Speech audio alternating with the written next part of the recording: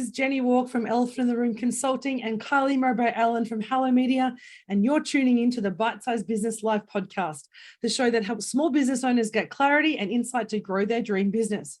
How are you today, Kylie? I'm great. How are you, Jenni? I am amazing. I am so good. It's the last week of the year before we kind of take a break. So I'm excited about wrapping things up and getting my plans ready for the new year. What about you? Yes. I don't know if I'm excited, but I'm certainly ready for a break for sure. Now, for those that thought that they were listening in on Friday last week to a special Jenni and Kylie together session, we were together, but we had some technical glitches, so we had to move it to today. So that's why you might just see us randomly popping up today. That's what's happening. And it was so good to actually hang out and spend time with. We haven't seen each other, I think, in person for probably about 2 years. So I think the first year we spent a lot of time in face-to-face sessions, and then of course COVID changed the world. And since then, I think we've caught up a few times. So it was so nice to just hang out and talk sort of random stuff over the weekend. And we're doing it again in January. And celebrate your birthday. That was very exciting. Yeah, the birthday was lots of fun. And you know what was really cool for me too is that we did some little technical things, like other than our technical hitch. But, you know, we both got those new mics for when we're on the road and things. So we got that all set up, and that's really fun. So, yeah, I do love having someone helping me with the tricky ticky bits. Yeah, I find that in a lot of the jobs I do, people are like, can you do the tech? I feel like in another life, I was the IT person. Yeah. Because so often I'm like showing people how to set up things on Teams or go to SharePoint or create links or just, you know, use Mentimeter or whatever it might be. So it was so cool to actually get the little mics, the Rode travel mics are so good, and the sound is so clear. It's going to be amazing when you do your podcast, you do your live radio show next year. It's going to be incredible. Yeah, that's cool. I don't think I'm particularly untechy, but when it comes to the things, setting up the things, you know, like, what do you call it? The hardware, I guess. Sometimes I just get really like, oh, I don't get this at all. And everyone assumes because I'm in digital marketing that I would be like some kind of tech guru. I just let people down over and over because I can't do any of it. I know. And it's that technology there's so many different facets of technology, isn't there? It's like, so I've got a colleague of mine their focus is on actually just trying to work out how to use Canva this year. So that's a technology platform that, you know, so many people use, but for others, they're able to set up their whole IT network, build websites, but they struggle with Canva. So sometimes there's just a block with one or two platforms, and you just need to take some time to nut it out. But there's so many different ways that you can be a tech head and still not know how to, you know, debug a computer. Yeah, absolutely. It's funny, isn't it? Funny. So Jenni, our topic today is all about that. I like to call it the BHAG, which is the big, fat, hairy, audacious goal, but it's more commonly known as the BHAG, the big, hairy, audacious goal. But for me, I just got to add fat in there because I just love that. Yeah, really big, fat one. So we'll just call it the BHAG for want of a name that most people then know of. But it's cool, isn't it? The big, hairy, audacious goal is like, yeah, we can all set goals for the year. And you and I ran a fabulous a series of 2 masterclasses the end of last year and the beginning of this year, all about setting those goals and moving in there. But setting one that's your really big one, I think, is really exciting. It gives you something, whether it's that you want to do a holiday or you want to earn a certain amount or whatever it is that you want that to be your goal, launch a course, launch a new website, whatever it is. Coming up with one that just feels like the really big one that's a do or die, get going with it. And I think it's so important that you look at something before the end of the year. What do you reckon about that? Oh, I agree. It's now is the perfect time to do it. You don't want to be starting in January, because when you start to work in January, you pretty much won't set your goals till almost February, because let's face it, we have that first week of January, then it's the second week, By the time you start goal setting and planning the year, you've lost a whole month. And unless you want your planning to be February to January instead of January to December, you definitely need to start doing your goal setting and your planning now. One of the things about the big, hairy, audacious goal that I love, and it's Jim Collin's concept that from his book Built to Last, which is one of my favorite business building books. If you're new to business, Built to Last is a wonderful book just to kind of get some really great simple concepts. And he's an educator, so he presents the information so beautifully. But with the BHAG, there's two ways that I look at it with clients. For me, there's that annual goal. So it's the big goal it's my stretch goal. It's the one that's so audacious. Stretch goal. Yeah, it's like a stretch goal. So I may or may not get to reach. If I don't reach it, it's like so big. It's like the aspirational goal. So this audacious goal is like, I'm going to be so audacious that I'm going to say, I'm going to do this. And that means everything goes to you feeling big and bold and constantly driving to this massive goal. Now that might change every year if you're in a massive growth phase in your business. But the other way to look at the BHAG is something that is so audacious that it takes you a couple of years to get to. So you don't have to create a new BHAG every year. What you create is remember and remind yourself what your BHAG is, and then say, what are the other things that I need to do in the smaller goals and the smaller steps that I need to do to build towards that audacious goal. So for example, for me, I eventually want to be able to build an amazing leadership and business retreat center down on country in Bundjalung country, by the water. That's like a $9 to $10 million dream. That's a big dream. It is a BHAG. It's massive. It would be a place where people could come and stay. We could run leadership workshops and business workshops, and my mum can run women's retreats and the work that she does. And it would be a great place just to connect. That is an audacious goal. I'm not going to make that this year. And I know that, but everything that I do builds towards getting equity in the business, getting assets so that we can eventually get this BHAG, which is a 5-year BHAG. So that's how I look at it. There's the smaller goals, which could be an annual kind of BHAG, or there's that really big audacious goal that when you get it, it'll be like, damn, this has finally come to fruition. That is an absolutely fabulous BFAG. That one is definitely a BFAG more than a BHAG. Yes. I love it. I also have a very massive BFAG, but I don't really talk about it because it doesn't seem, well, it's certainly not within a year. So you did right. It's a 5-year plan. And mine's all around the disability space, but particularly for spinal cord injuries. And it's a worldwide thing. And it's super exciting. I'm certainly not going into it right now because it's long and convoluted. But yes, to the needing to recognize and go, that's my 5-year BFAG or my 10-year BFAG or my 2-year BFAG. So what do I need to put in place to get there? So then might be that this year, it might be that you need to do X number of revenue to put away X number of revenue, or it could be that you need to, all kinds of things. So What do you reckon, Jenni, about that, breaking it down? Once you've come up with that one big fat one, what then happens next? Well, I think the key piece is to actually break it down into attainable kind of chunks. Now, remember, this is great. Bite size, right? Bite-sized chunks, exactly. I love a bite-sized chunk. I look at it like rungs on a ladder. Those who've done our goal setting know that I love the rungs on the ladder metaphor. So my BFAG or my BHAG is the top of the ladder. I'm at the very top of the ladder when I get to where I want to be. So I think about all the rungs on the ladder that I need to achieve between now and that 5 years in order to me to obtain and to reach that. And so they could be as simple as I need to post on social every day to get visible so that I can actually get engagement, so I can build my business. So when people say to me, how do I connect? Why is social media important?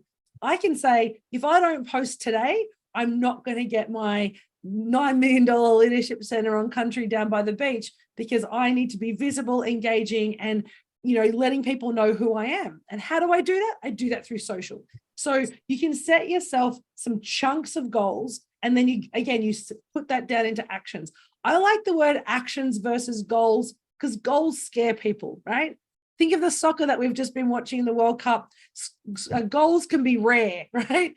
But when you get them, they're amazing. But if we go, what are the actions that I need to take in order to do things? So if you're on a soccer field, we need to work as a team. We need to be able to, anticipate our competitors. We need to be able to, defend ourselves, but also be able to respond and be offensive when we need to. So all those actions actually allow you to get that goal. It's not the goal, it's the actions that we take in order to achieve that. So for me, I say, well, what does that look like? Let's break that down into lots of little things that we need to do.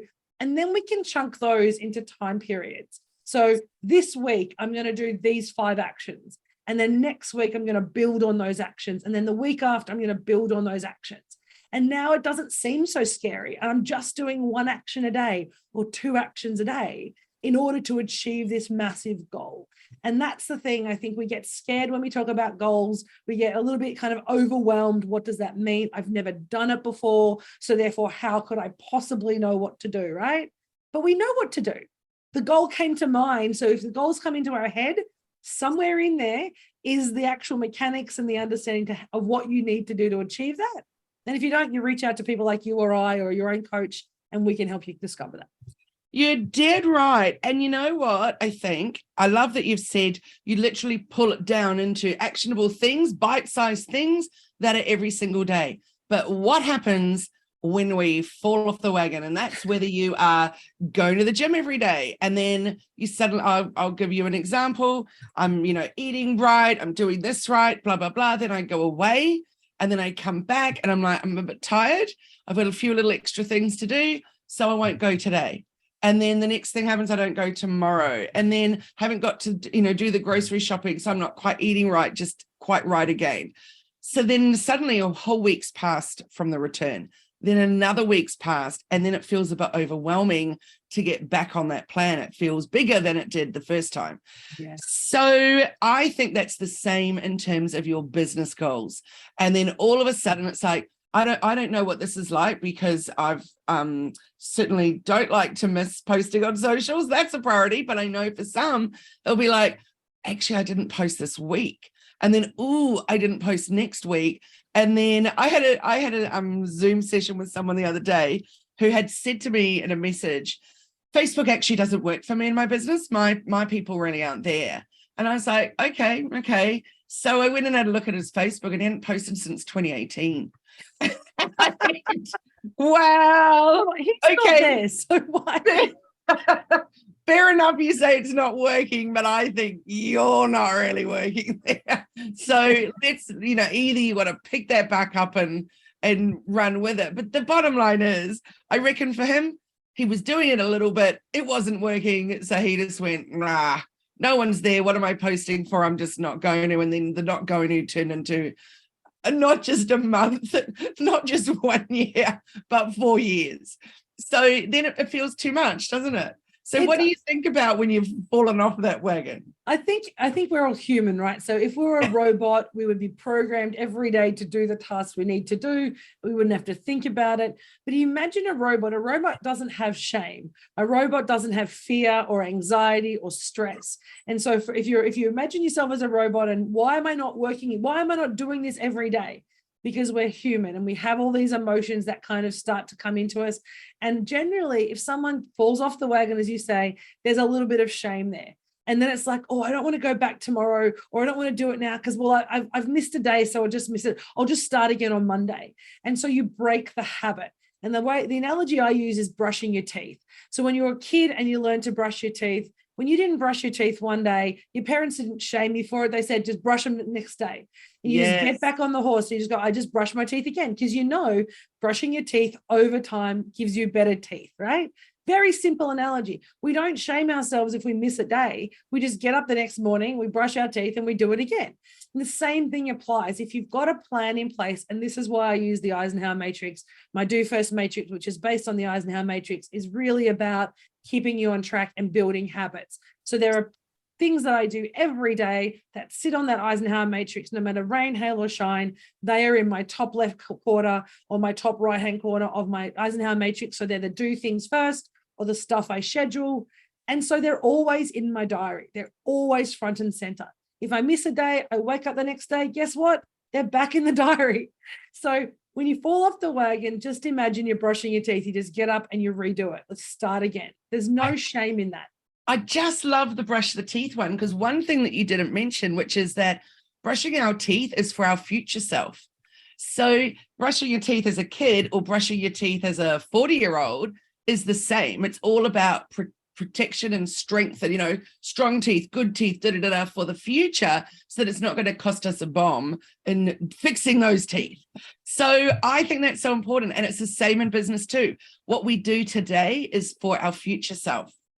100%. And I think Robin Sharma said, you live your every moment of the day, or every day is like a microcosm of your whole life. So how you live one day is how you live every day. And so if you have a bad day, you can choose to have a bad day forever, or you can choose to have one bad day and then have a great day every other day. And so for us as humans, I think we get into that anxiety stress cycle. So I'm stressed about what I have to do, and then I have anxiety about not doing it. So we get stuck in this kind of cycle, and that kind of derails us. And so the first thing, and my partner and I talk about this all the time, it was on a Big Bang Theory conversation, and we're like, how do you let things go? And it's like, pretend you're holding a pen and let it go. Just let it go. You don't have to hold on to those things. It's a choice, and you can just go, I did a bad thing, or I dropped the wagon or dropped the ball for a week. You know what? It's Tuesday. I'm back on. Doesn't have to be a Monday. Doesn't have to be a Friday. Just start whenever you're ready. Just get back on the horse. I think a lot of us have that little problem where we go, I'll start again on Monday. But then there's all those other days that you could actually start again. And if you start again on Monday and it doesn't happen on that Monday, that's, I think, how weeks become years and become decades. Completely agree with you. I mean, I have the habit, I've been traveling so much with my clients and with work that I haven't been going to gym in the morning, but I came back last week, back at gym with the first day I'm back in Brisbane, I'm back in gym. And, so it doesn't matter that I've missed 4 days. When I'm back at the gym. Because if I don't do that, if I said, I won't go today, and then I won't go tomorrow, that habit is completely broken. That cycle is completely broken. But if I actually say, look, I know that I'm having 4 days not at the gym. And to be honest, I had a so full bag of other things that I needed to take on my last trip. I couldn't even pack runners to take, right? So I just walked a little bit, but I didn't do anywhere near as much exercise as I would normally do when I travel. So I knew that up front. I didn't shame myself for it. I was like, this is what it is. I'm having a little bit of a break. And when I come back, I'm back at the gym, and it hurts today, right? 3 days back. And I'm like, I am feeling my week off, but that's the response, right? That's the result. It's not shame. It's not doing it. It's just, there's a consequence, which for me, for gym, is a little bit of a sore body. However, I'm going to feel so much better tomorrow when I go back to gym. Yes, absolutely. In fact, my trainer's away. Well, she closes for a month. So Friday was our last session, and I'm like, Kylie, how's this going to go for you? Because, this next week is prep for Christmas. Last week of work, it's full on. The next week is post-Christmas and holiday. Like, all of a sudden, I don't want it to be a month's up and go, oof. Do I want to go back? I didn't do anything. Yeah, that's not good, is it? Not good at all. So BHAG, Jenni, we've got your BHAG for 5 years. We've got mine for 5 years. What is your one for this year that by December, you really will have felt that you've achieved getting ready, or some step in the journey to your 5-year one? Well, we've got kind of two core goals for the business actually for our year. I mean, we want to launch in the US in the new year. And so we really want to start taking out the retreat model, our 3-day retreat. Everybody does things online. And I know that works for a lot of people. But for me, when I do the business coaching, and you've come to our retreats, those 3 days away where you're not thinking about anything else, you're not in front of a computer, pretty much for 3 days on our retreats and our business retreats, it really helps people focus. So my goal is to actually run those twice in the US next year, and we're relaunching them here in Australia. So we're going to run them twice in Australia, and the goal will be twice in the US. So by the end of the year, that's our long-term goal. That's our big goal for next year, because we know that's actually going to help us launch our position in the market in the US, but it's also going to allow us to, we can have, between up to 10 people, depending on the venue. We're looking at a couple at the moment, but up to 10 people 4 times a year doing that coaching. That is the best way that I can get impact. I can create amazing connections with business owners, but also it gets me closer to having a permanent space here in Australia. And Jenni, let's use yours then as a marker for how we would coach our clients to get there. So, for example, what do you need to do? We need to think about when you bring it back. Firstly, the question is, how are people in the States going to know about you? How do they eat? How do you even get visible in the States? Well, what did you say earlier? You need to post. Yeah. Yes, you do.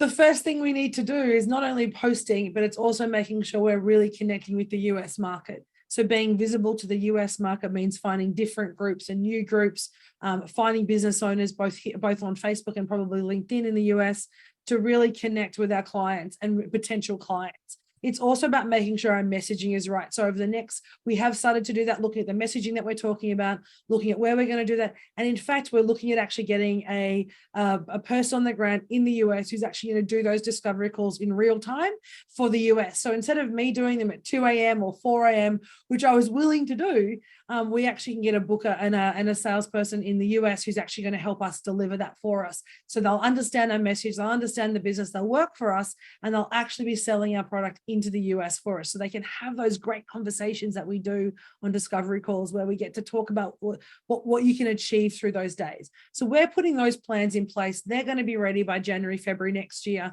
for a June and then hopefully a September launch. But most important, it starts though with that visibility, right? That's what happens. Yeah. It starts with making sure my website, making sure we have a US website that's going to resonate with the US market. So there's that a different landing page. Is that making sure the languages have a Z on them and not an S when we talk organization and when we're writing words that that have those two different things. So it needs to make sure it resonates. So that's the first piece of work we're doing, which is about messaging and clarity and making sure we're getting visible.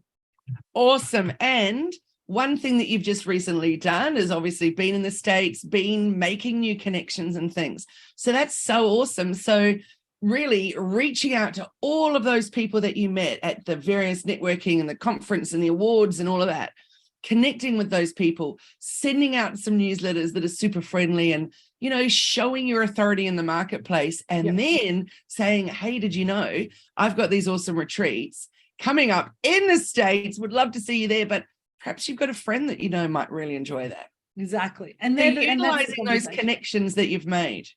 Definitely. And I think that's the key, isn't it? Like whenever we're trying to grow a business and change, we often forget, and I see this all the time, where we just focus and we focus so much on one thing, we forget about all the connections and the experiences and the people that we already know who might have people who actually want to join the program. So it's going back and looking at who we can connect with.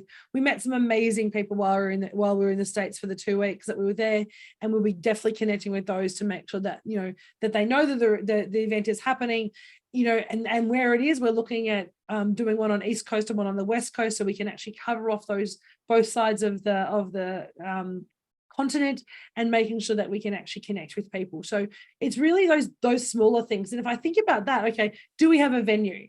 Let's pick a date. Who's going to sell it in? Look at the website, having connections with the social media, making sure we're in groups. All those different things allow us to actually do the work, but without actually focusing on the big scary goal. I'm just focusing on the actions that I need to do. Yes, that's totally it. So again, coming back down to the bite-sized bits, what are the bite-sized chunks that I need to take off? Because I need to be able to take tiny baby steps to get there. Otherwise, I'm completely overwhelmed. So I think yours was a great example when we look at what's the big thing you want to do, or the two big things you want to do, but what do you have to do first to be able to get there? And the first thing is, I've got to get visible. I've got to book that's an ongoing thing though. I've got to book a date. I've got to book a venue. I've got to do all those exciting things. And each one of those is on that to-do list. It's on that Eisenhower Matrix. It's tick, tick, tick, tick, tick. And ticking off to-dos feels great. So good. It's because they're like little mini goals, right? So the habits, like my BHAG or our BHAGs or any goals you make, start with basic habits. So my habit is my Eisenhower Matrix every day. I know what I need to do. So I've got those things. I've got the goal stuff. And then I've got my day-to-day business. I've got some recording to do. I've got some blogs to write. I've got client reports to do. I've got those standard things. And then there's always a little space for what am I doing? This is the future business, right? We often focus only on current business, which is why these BHAGs don't actually get achieved, excuse me, is because we're only focusing on current business.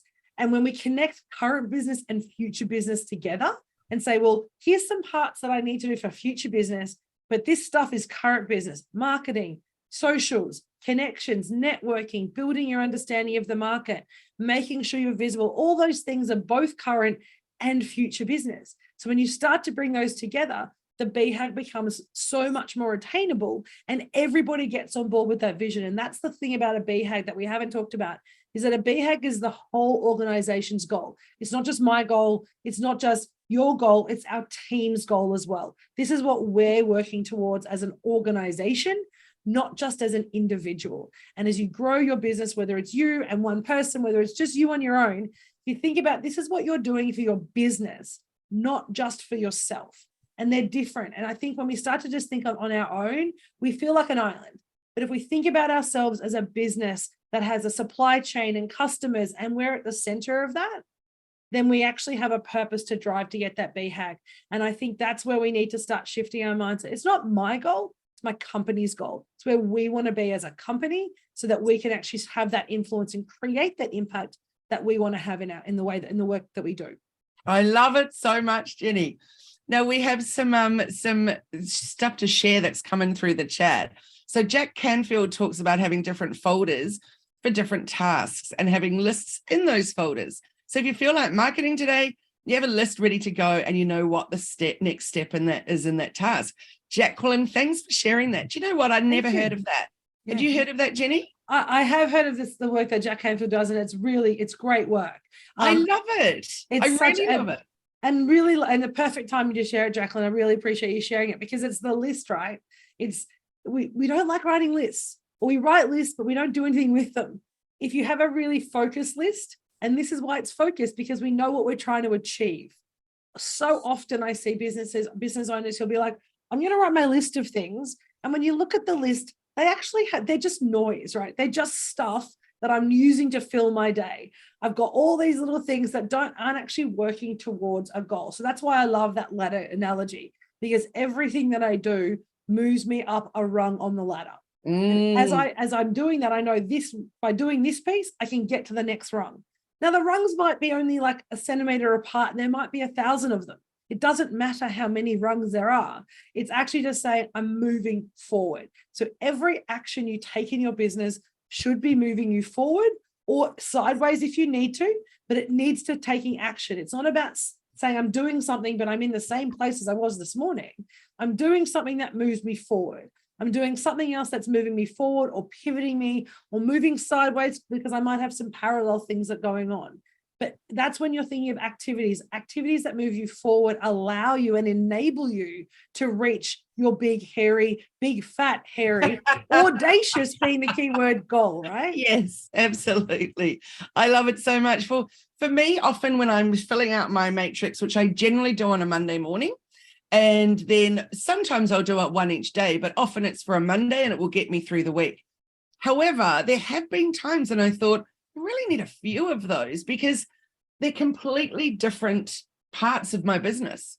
Yeah. And so actually, as soon as I read that about the folders, I thought, I really like that because maybe I literally could have two and then boom, they're completely separate. And for me, maybe one of them is that's the one that is literally the getting it done. And those are the things that have to be done. The other one is actually, it could be put off for 3 days. I could completely ignore it and then go like you were saying, I feel like marketing today, I'm going to do it. That's not my situation, but whatever it was regarding, that would be great. Yeah. I like it. There you go. Thanks for sharing that, Jacqueline. That's fabulous. I'm going to go off and I was going to say I'm going to read that during my break, but as we just ascertained before we went live today, Jenni, there isn't really going to be a break, but there will be a break from business. And I think that's a really important thing. So if any of you guys are in the same situation as me, or not the same, but similar, where you were planning on a break, you were very excited about your break, and then you find out that one of your husband's carers is taking the exact same break. So, and then you can't have a replacement at that time. So I'm going to be pretty much a full-time carer again. So that's exciting. But the thing to focus on is not the fact that I'm tired, I want a break, I'm overwhelmed, It's the fact that I'm not going to be coming into my office. I'm not going to be turning on the computer. My brain is going to be free of those things and it's going to be focused on other things. That is a break. So even if it's not a holiday, it's still a break from that particular stuff that was filling up your brain. And, we all need to step away so we can look a bit clearly, look at things clearly. So there you go. If that's the same for you, that you're not really getting a break, you are, if you're able to step away. Think of Brenda, Jenni. She's both our clients and we love working with Brenda. She's not taking a break, no matter how much you and I would whip that ass saying, No. You have to take a break. But then she reminded me the other day, I am though, because I'm closing the shop and I'm setting up shelves and I'm rearranging and I'm all that kind of stuff. And she said, so that is a break. I was like, okay, I'll give you that one. If it's doing something different. Yeah, and I think it's so important though, and whatever you call a break, and let's reframe that, because we might still suggest that that's not a break, Brenda, but that's okay. Yeah. That works for you, that's okay. But for me, like, I'm not working. Our business, our office is closed for 2 weeks. But I said, and Michael's like, so you're not working? I was like, no, I'm going to do a few little things, and I'll probably be doing a little thing every day. I might do an hour and a half every day of just stuff to tidy up or to plan or to prep for the coming year. But just having that hour and a half every week of thinking differently. I'm not on a deadline. I'm not working for a client or particularly for a project. It's just me thinking, okay, well, what can I do today that's going to help me actually achieve that? Do I need to prep? Because by doing that hour and a half, instead of an 8-hour day or a 10-hour day or a longer day, I can just do 90 minutes every day over the 2-week break. And then when I finish, I'm actually going to be prepared better for the new year. I'll have gotten things through. My team will be happy because I've got my socials done in time instead of them chasing me on Slack every day. I might have a couple of extra blogs written, or I might just actually take the time to read a particular book or do one of those courses that I have had waiting on my to-do list for so long that I know is only going to take 90 minutes. And so I can actually devote 90 minutes to do that program. And so that for me is a break, because it's a different way of thinking. It's a different way of focusing, but it's still giving me the satisfaction to not thinking I'm dropping the ball. And I understand like where Brenda's coming from. If I don't do anything, it's wasted time, right? Well, it's not, but find a way to use that time to help you kind of ease yourself out of the day-to-day grind I think is what you and I are trying to say. Yes. And I just want to know, did everybody feel as much satisfaction as I did when Jenni said the things that I never get done on the to-do list? Because Jenni, we all think that you are so working your Eisenhower Matrix so perfectly that there's never anything that's not getting done. And to know that secretly there is, yes. There's always things on the list. Always. If you're a business owner and have nothing on your list, then we need to talk, people. Like, if you can get through everything every week, we need to have a conversation, because either one, you are just a boss at time management, and we maybe just need to have a conversation. We need to be learning from you then. Yeah, that's right. Or two, you're not stretching yourself enough and you're not thinking big enough, or you're not kind of looking bigger. And that's okay too. Like, if you I just want a little business, I'm just going to do little things every day. That's cool. But yeah, I like having things on my to-do list, because it actually inspires me to be like, okay, tomorrow morning I'm going to get up and do this. It's going to be so important. So yeah. So Jenni, if there were people listening out there saying to themselves, okay, maybe I'm going to be like Jenni, and maybe it's not going to be an hour and a half every day during my break, but maybe I'm going to actually achieve one thing during my break that is for my future business self next year, that's going to make things easier. What would be one thing that you would recommend would be a great thing to do?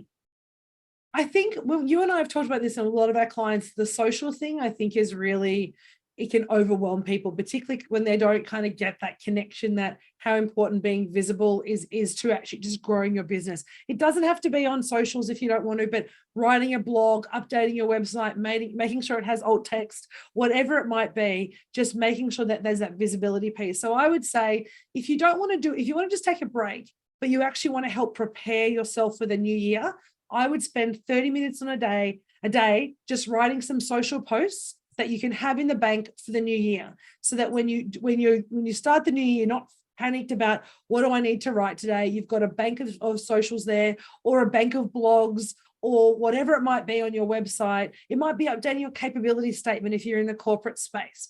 So I think taking just 30 minutes a day to do that, you could write, most people can write, in the first day, you probably write 3 posts in 30 minutes.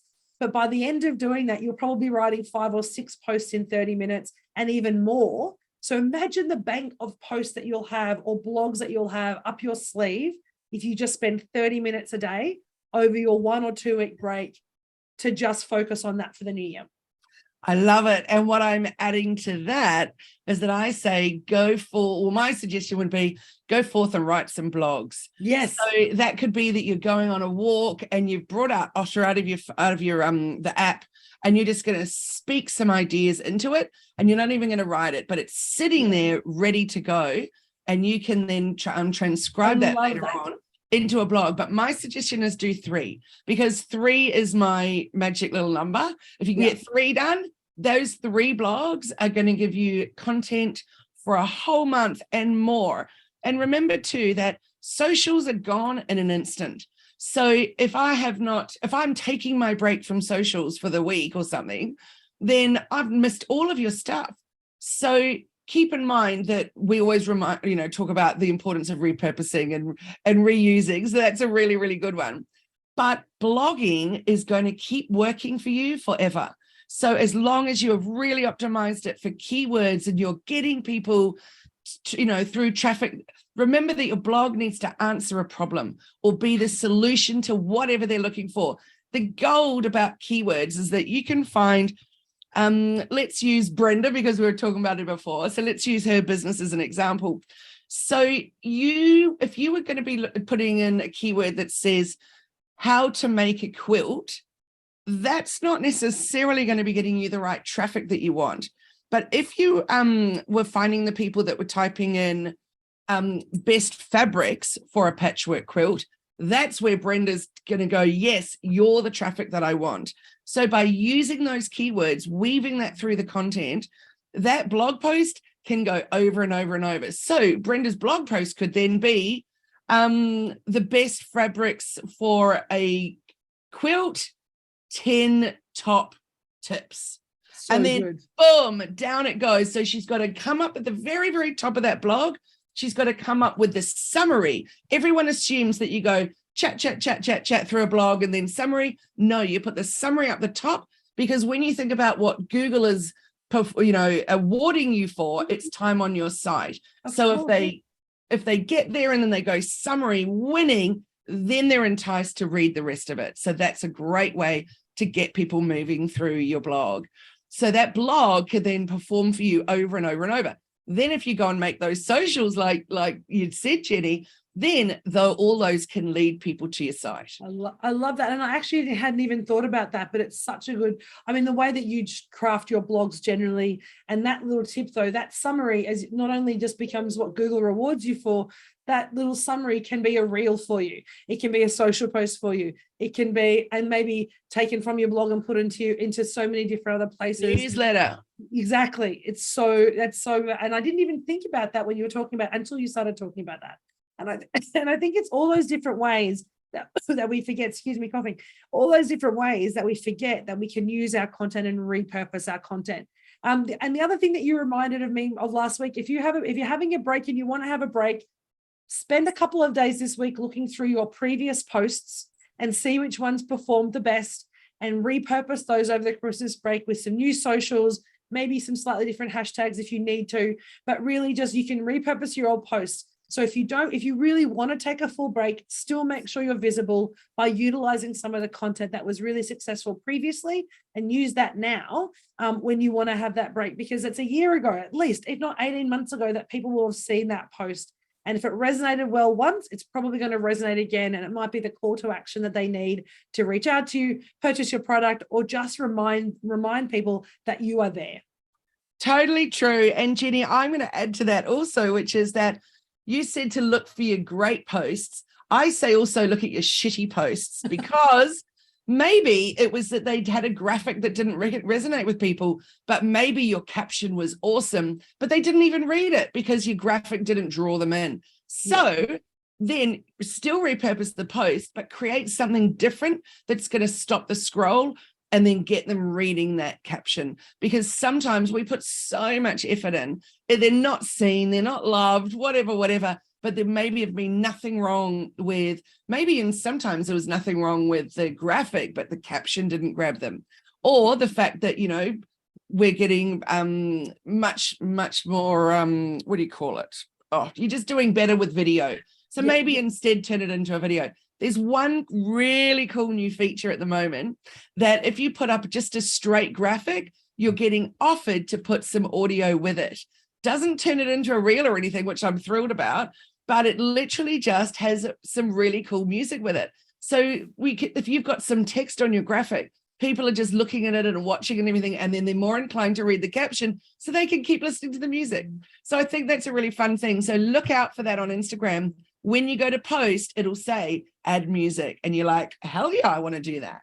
I love that tip. That is a great tip, and we might start using that too. Our team, I think, have already been doing that for a while, but we need to make sure that we're doing that, because I think those little bite-sized tips that you give really does change makes it easier. And we know that by doing those things and following that advice that you give us, our socials get better, better engagement, and we're actually, not just following the trends, we're actually making sure that we're standing out on what's essentially a fairly noisy platform these days. So yes, I love that.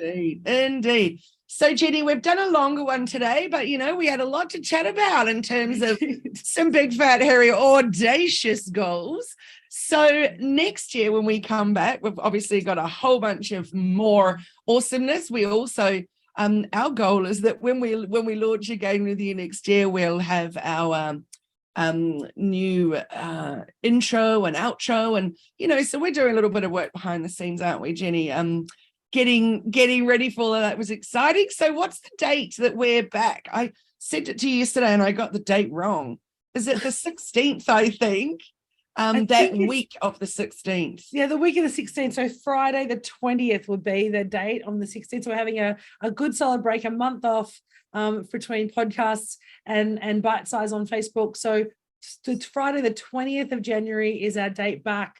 We're still in daylight saving time, so 8:15 in Brisbane, 9:15 if you're in New South Wales and Victoria on the East Coast, and you can adapt it for Perth and the other parts of the world. But yeah, we would love to see you back on the 20th. We're going to come back with a vengeance, as you said. That's one of our goals, isn't it, for our BHAG or our goals for our podcast. We've actually got a whole lot of really cool things that we want to achieve through this, and we're hoping to start bringing to you. We're going to start bringing that to you in the new year. Yay, very good. Can't wait. Month off. Let's do it. We all know, though, that means work behind the scenes, but exciting stuff. I love doing the nitty gritty behind the scenes and coming out fresh and new. So thanks for listening. For those of you that would really like to keep learning through the holidays, make sure you jump off to the YouTube channels, make sure you jump off to your favorite podcast apps and listen to bite-sized conversations, because we go back quite some time now. And in fact, we were looking at our analytics yesterday, and the grants, how to apply for grants, etc., was a really, really big one for us. So go back and find some topics that you think, you really need to do some learning for, and enjoy. And have a very safe Christmas and break as well. Be productive. So that could be productive with your family, productive with your business, a bit of both. Make sure you kind of reset and use this time if you are taking a longer break. For those listening to us in the States, I know most of you guys only take a week off around Christmas. So we want to see and hear what you're doing in the new year as well, and how you're using this time of year. But we look forward to seeing you and have an amazing time. But if we want to connect with you in the next month while you're away, I know your socials are still going to be full of content, Kylie. So how do we get hold of you? Get in touch through hellomedia.team. We can have a discovery call. It would be, like in the second or third week of January now. But yeah, I love to chat and see if I can help you with some of the issues you're having about business and getting visible in business. And what about you, Jenni? So for me, it's Elephant in the Room AU on Insta and Facebook. They're the best ways to find us, or you can find us at elephantintheroomaau.com on our website, and you can read our blogs, maybe see some new blogs that we'll put up over the break, and connect with us through our contact us page, or booking a call with us as well. And we'll be back around 20th as well. Jenni, let's just end with a plug for your retreat. Oh, my amazing retreat. Find out about your next retreat here in Australia. So the best way is go to Instagram or Facebook. We've got some really great posts to tell you all the details. So we're having our next 3-day retreat in February in Southeast Queensland. We're very, very excited about it. We have 6 places available for those. And I had a birthday special. So anyone who wants to join us before the end of the year will get 25% off. as a bit of a birthday special because I've had such a great month and I really want to have this open to anyone else. So all you need to do is to pay a deposit before the end of the year. You get that amazing offer and we'll send you all the details. But Southeast Queensland, 3 days to pretty much change your world and change your business. Oh, I love it. Change your world and change your business. It's fabulous. I love it. Well, thank you, everyone. It's been a big year. We've loved sharing with you. And yeah, we look forward to more of the same next year. So happy Christmas. Stay safe. If Christmas isn't your thing, just happy festive season. And thank you for all the amazing comments on our chats this year and on Facebook. We look forward to having and seeing more of you next year. So have a safe and Merry Christmas, Kylie. Always amazing. We're going to catch up in the new year and we're going to bring bigger and better things next year. So have an amazing time. Awesome. Look forward to it. Thanks, everyone. Bye, everyone. Bye.